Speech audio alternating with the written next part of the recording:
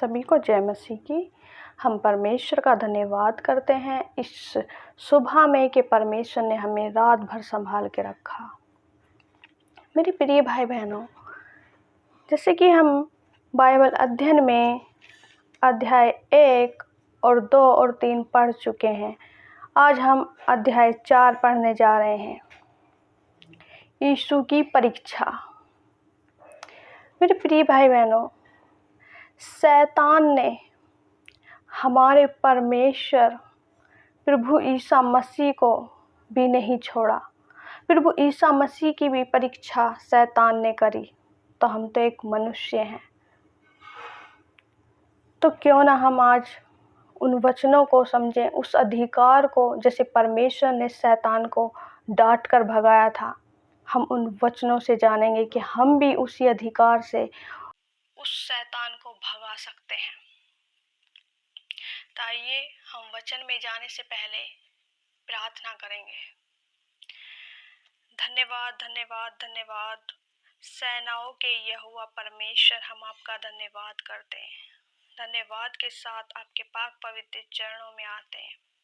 प्रभु जी, इस समय के लिए धन्यवाद करते हैं कि आपने एक बार फिर से हमें ये मौका दिया कि हम आपके राज्य के लिए कार्य कर पा रहे हैं। धन्यवाद मेरे प्यारे पिता इस शोभा के लिए। सभी भाई बहन मिलकर प्रभु जी हम जो भी वचन पढ़ें, जो भी वचन सुने, मेरे खुदावन हमारी सहायता करें। पवित्र आत्मा हमारी सहायता करें, अगुवाई करें, ताकि वचन को पढ़ना ही ना ठहरे, उस पे हम चलने वाले भी बन सके। जो भी वचन पढ़े वो हमारे जीवन में 10 नहीं बल्कि 100 गुना फलों को लेके आए। Yes Jesus. हर एक भाई बहन को प्रभु जी आपके हाथों में सौंपते हैं। इस छोटी सी प्रार्थना विनती को उद्धारकर्ता मसीह यीशु के नाम से मांगते हैं। आमीन आमीन आमीन। हम अध्याय 4 को पढ़ेंगे। तब आत्मा यीशु को जंगल में ले गया ताकि इब्लिस से उसकी परीक्षा हो। मेरे प्रिय भाई बहनों, मैं यहाँ बताना चाहूँगी पहली आयत में कि इब्लिस शैतान को कहते हैं। शैतान का नाम बाइबल में इब्लिस है। वह 40 दिन और 40 रात निराहार रहा। तब उसे भूख लगी। तब परखने वाले ने पास आकर उससे कहा, प्रभु ईसा मसीह बपतिस्मा लेने के बाद 40 दिन उपवास में रहे। दिन रात प्रभु बिना कुछ खाए, भूखे प्यासे उपवास में रहे, क्योंकि परमेश्वर का वचन उनके जीवन में था। जब हमारे जीवन में वचन होता है तो हम उपवास में रह सकते हैं।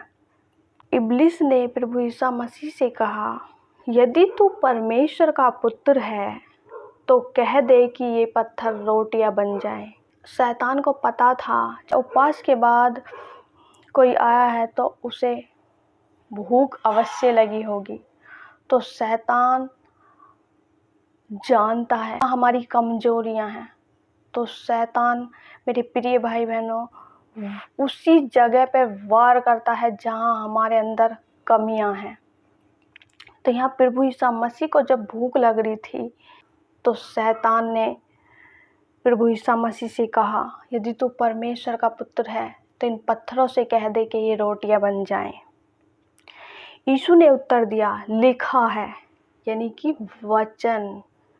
जब शैतान से हमें जीतना है तो हमें अपने जीवन में वचन को लाना आवश्यक है। यीशु ने उत्तर दिया, लिखा है, मनुष्य केवल रोटी ही से नहीं वरन हर एक वचन से जो परमेश्वर के मुख से निकलता है जीवित रहेगा।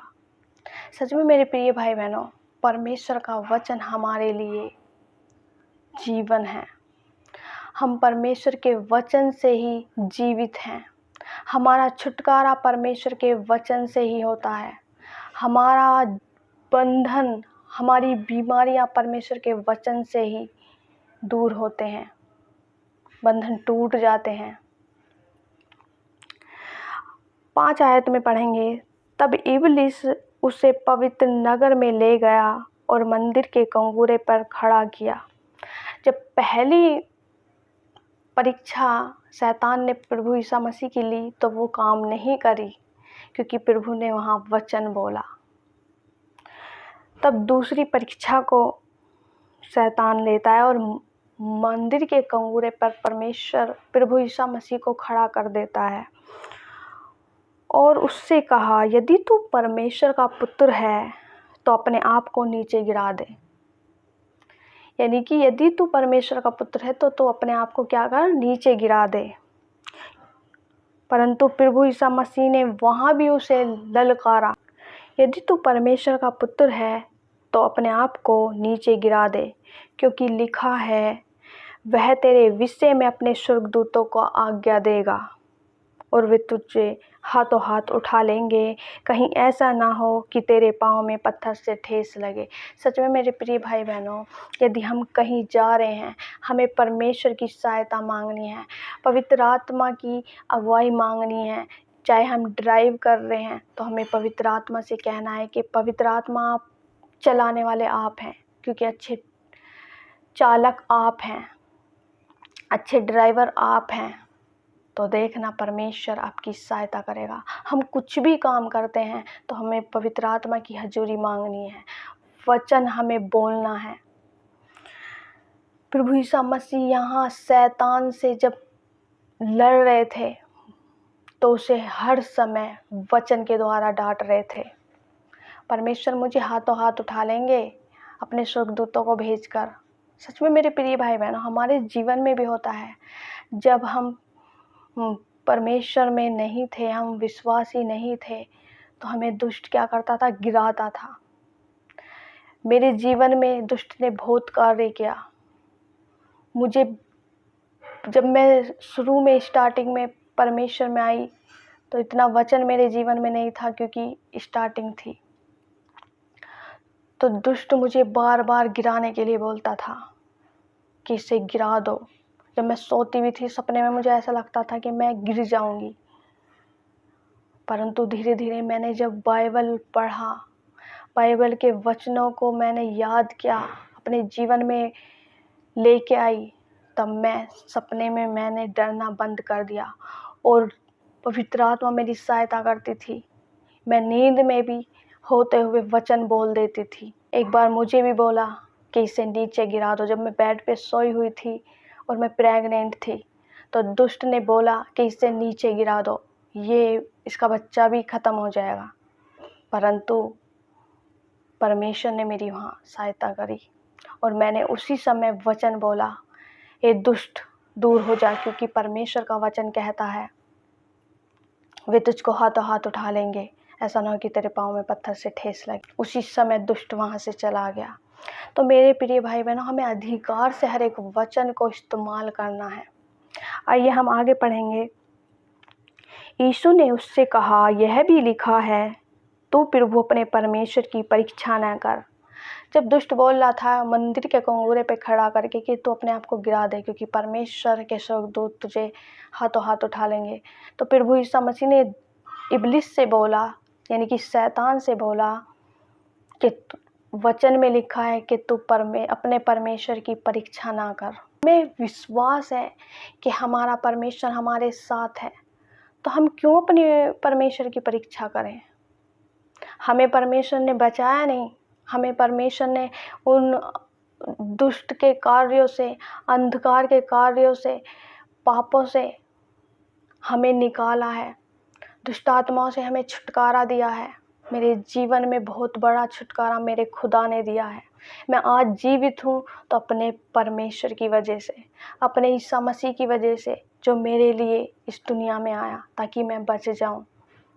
परंतु मैं यहाँ बताना चाहूँगी थोड़ा सा समय लेके कि हमें छुटकारा पाके सिर्फ बैठना नहीं है, हमें अपने तक ही सीमित नहीं रखना है उस छुटकारे को, हमें दूसरों तक पहुंचाना है।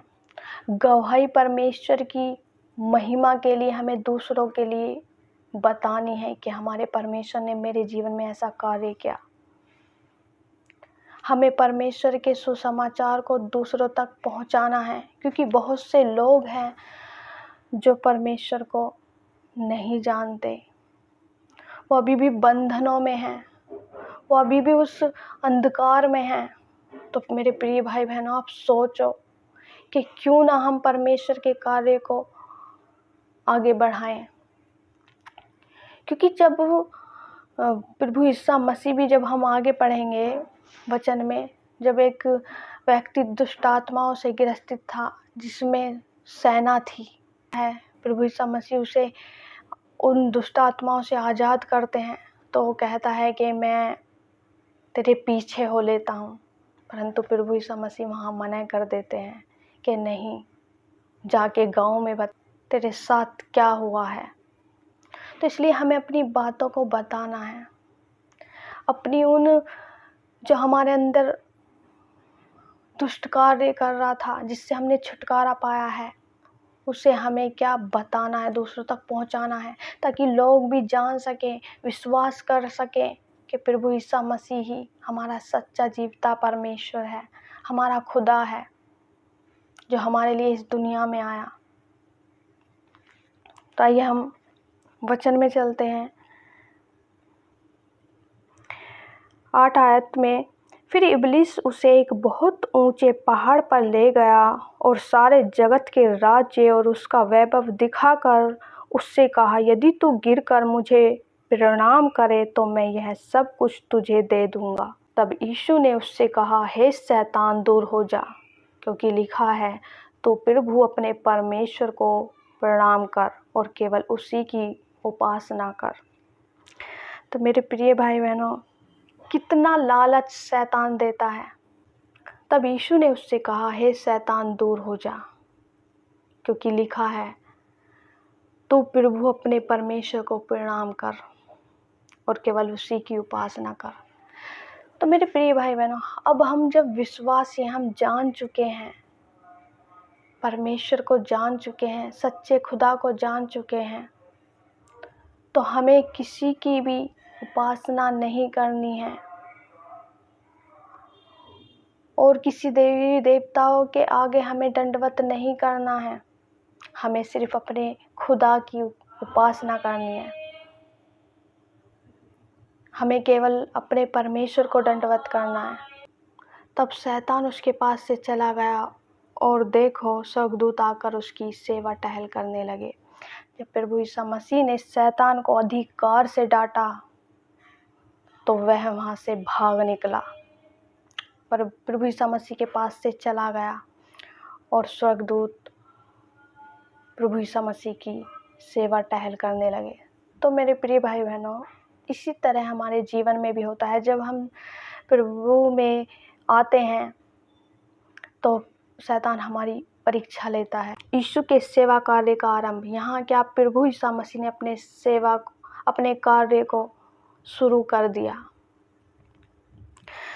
जब उसने यह सुना कि यूहन्ना बंदी बना लिया गया है तो वह गलील को चला गया और वह नासरत को छोड़कर कफरनहूम में, जो झील के किनारे जबूलून और नप्ताली के देश में है, जाकर रहने लगा, ताकि जो यशायाह भविष्यद्वक्ता के द्वारा कहा गया था वह पूरा हो।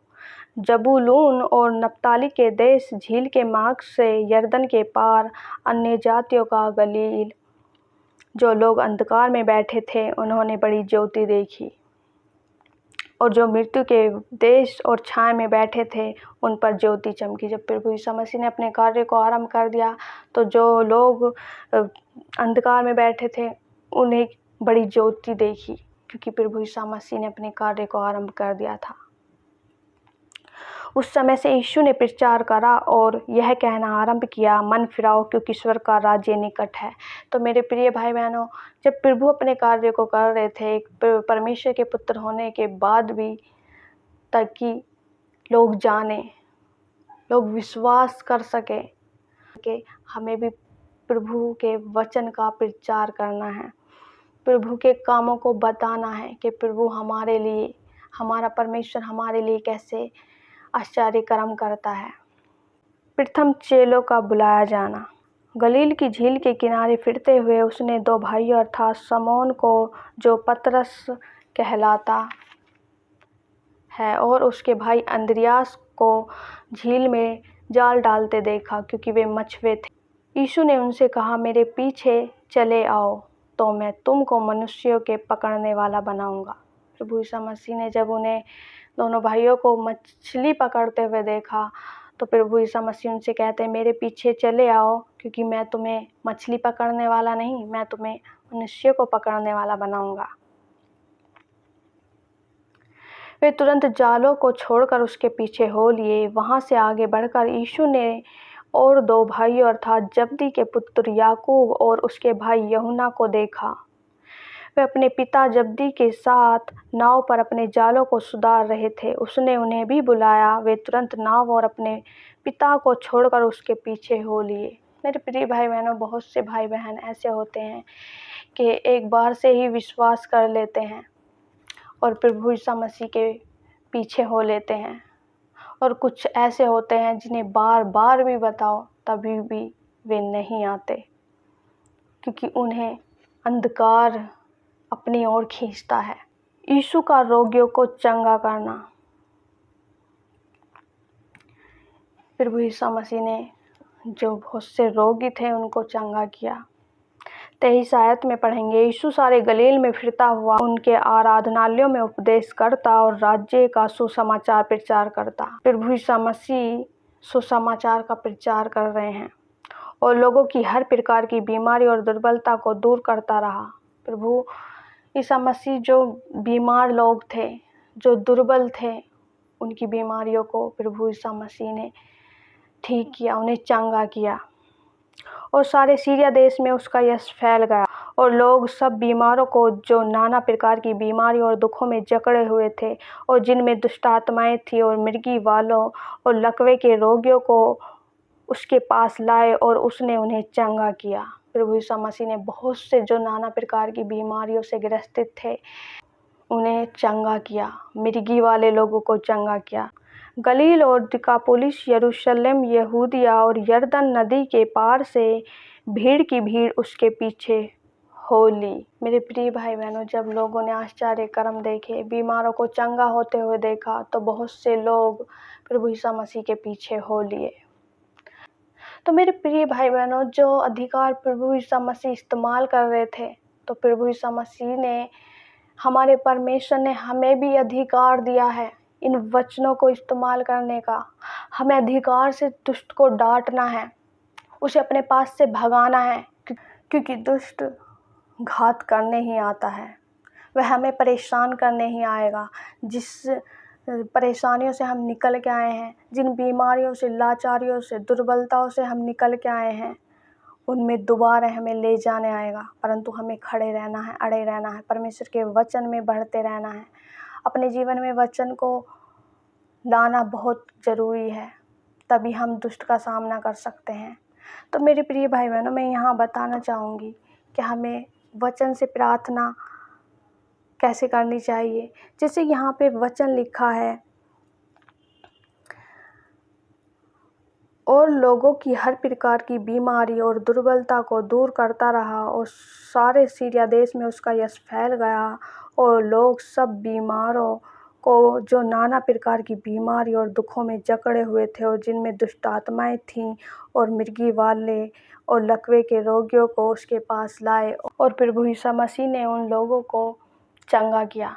तो इन वचनों को लेके हम प्रार्थना कर सकते हैं कि प्रभु, आपने नाना प्रकार की बीमारियों से लोगों को चंगा किया, आपने लकवे के रोगियों को चंगा किया, आपने दुष्ट आत्माओं से ग्रसित व्यक्तियों को चंगा किया। आप प्रार्थना में ये वचन बोल के प्रार्थना कर सकते हैं। जब हम वचनों से प्रार्थना करते हैं तो परमेश्वर बहुत जल्द आशीष देते हैं, बहुत जल्द छुटकारा देते हैं। 4 अध्याय में पढ़ा कि प्रभु यीशु मसीह ने वचनों से ही शैतान का सामना किया, तो हमें भी उसी प्रकार वचनों से दुष्ट को भगाना है, उन बीमारियों को भगाना है अधिकार से। आज का वचन पढ़े जाने के लिए और सुने जाने के लिए परमेश्वर आपको बहुत आयत से आशीष दे। आमीन।